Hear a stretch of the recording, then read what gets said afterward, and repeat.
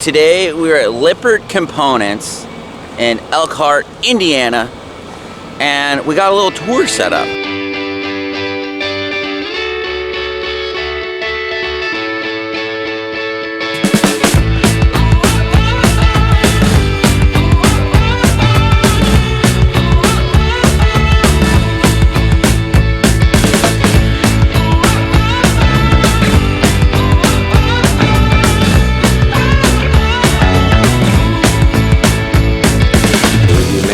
We do axles, we do door jambs, pin boxes, leveling, so we do hitches.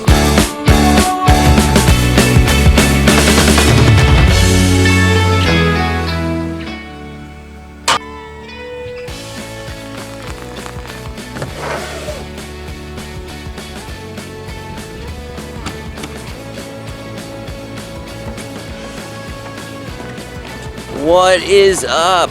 Good morning, everyone. Jesse and Melissa here with Adventure Endeavor. Hello! You kind of threw me off there with that. Today is going to be interesting and fun, and we are super excited. So today we're at Lippert Components in Elkhart, Indiana, and we got a little tour set up. We're in the area, we reached out to them, and today we're going to tour, I think, one of their plants or two of their plants. There's a lot of them here in Elkhart, so They are all over the place in Elkhart. So we're gonna go for a tour. We're gonna show you guys. We did camp here in the parking lot, but that was a special accommodation. yes, by permission only. By permission only. So don't just think, oh, I'm gonna go camp in Elkhart, Indiana, at Lippert. Don't recommend that. You're not supposed to camp here. We were allowed, but we're really excited, and this should be fun. So if you guys remember, a while ago, we installed some Lippert Solidsteps on our little Nash travel trailer, and we've been very pleased with them, and so we figured why not come and take a tour and check this place out and show you guys what it's all about, show you some of their products. We happen to be passing through the Elkhart area, so we figured why not stop by and see what else Lippert has to offer. When in Rome. 2 hours later. There's a lot going on out here. It's going to be loud, it's going to be kind of chaotic, but one of the things you're going to see out here that you don't see a lot of other places is the culture. The culture is a huge piece for us. It's very much of like a family environment. We stick by our core values. We have just promote that everybody loves everybody. Everybody's here to have a good time, but also get some work done. So when you're out there, you'll see guys. They'll wave. They'll say hi. Like, hey, welcome to 45. That kind of stuff. So that's just who we are. That's what we do. So cool. We'll head out to the floor. Awesome. First display room. Just kind of showcase some of our products. So this is an example of a tandem axle unit. So we have our frame hangers here. We have our axle, what represents our axle, so this would be the tube. You have your spring here, and then you have your equalizer here in the middle. One of our newer designs, our slipper roller design for our curb product line. Over here we have one of our main slides, which are actually just manufactured in a simple right outside the door. We cut the tube, install everything right here at the shop. So it's got guide pins in it. It's got a channel that comes through the bottom here, and then this slides right out. And this is what your room would slide out on in your RV. Over here we have some axles. We have our torsion axle right here. We have our spring axle, which we'll do the start to finish process when we go out there to the floor. We have a pin box over there as a turning point. That's one of our major sellers. One of our hitches is over here, and then over here hiding behind these axles is our electric step, our quickie step. So just a few of the showcase products that we run on this facility.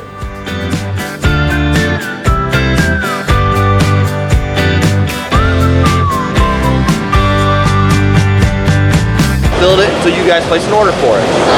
So when the order comes in, the first place it goes to is obviously the accounts receivable, order entry. Then it comes to us as a release production order. So that tells us all the information that we need in order to build your order per what you requested. So everything starts here with the saws. First we got to cut the tube down to whatever specific size that you requested. So like Tom here's our B&O operator.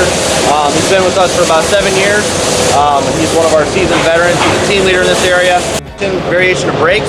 We do electric, we do hydraulic, we do disc, we do drum, we do idlers. So there's wide variations there. So someone asked me a couple weeks ago on a tour, how many different types of axles do you build? I said that we're in the 20,000s now. So anytime you change anything, whether it be a simple part or you go from a quarter-inch to an inch change, that's a whole new part number.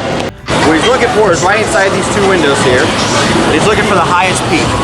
Anything underneath this red line is 100% solid weld. Once it gets up here about the middle, you reach about 90%. When it gets to the blue line, that's 80%. 80% is our minimum requirement, okay? Obviously, we want 100% all the time. Once you get above the blue line, less than 80%, it's deemed automatic scrap. At that point, what we'll do is we'll take it, we'll cut a cross-section out of the weld, and we'll see what happens. Was it porosity, was it back ash, was it mislocated? But we'll figure that out. The other thing he's doing, once again, traceability, life-critical component. So what he's gonna do is, once he finds the highest peak, when he's scanning, he freezes that image of what that peak was, and then he associates the RPO number or the order number to the image scan number. At the end of the day, he'll upload the images from the scanner and associate this to the RPO. So if wherever we have a spindle wheel failure on the field, we can go back, look at that order, and find out what the scan number was, find out what the scan was, what it rated at.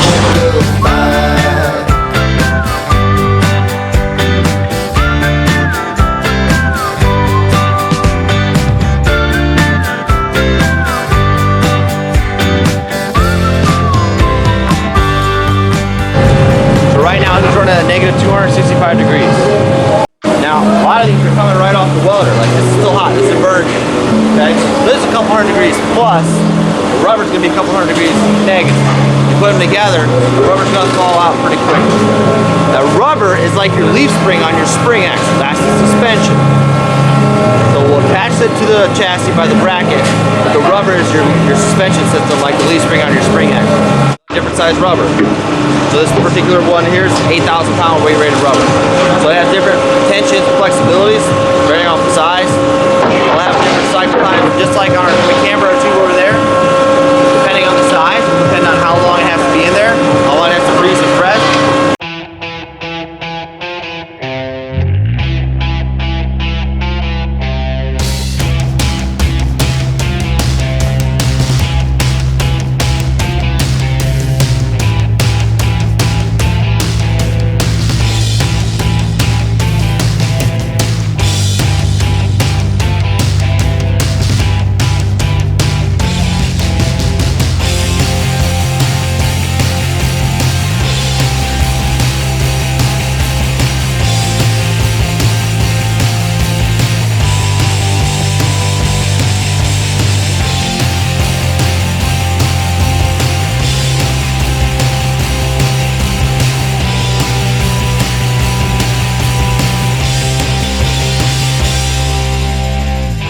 Still have my safety glasses on because safety first.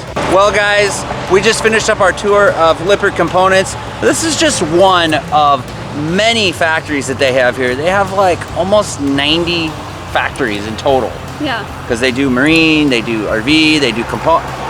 They do a lot of stuff, and that was an excellent tour and so much information, and we hope you guys enjoyed it. Yeah, this is a 5,000 square foot plant, just this one right here, and they pump out, what was it, 3,000 to 3,500 axles per day. Per day. It was so cool. Crazy. Thanks so much for the tour, guys. We hope you guys enjoyed it as well. And like always, thanks for watching.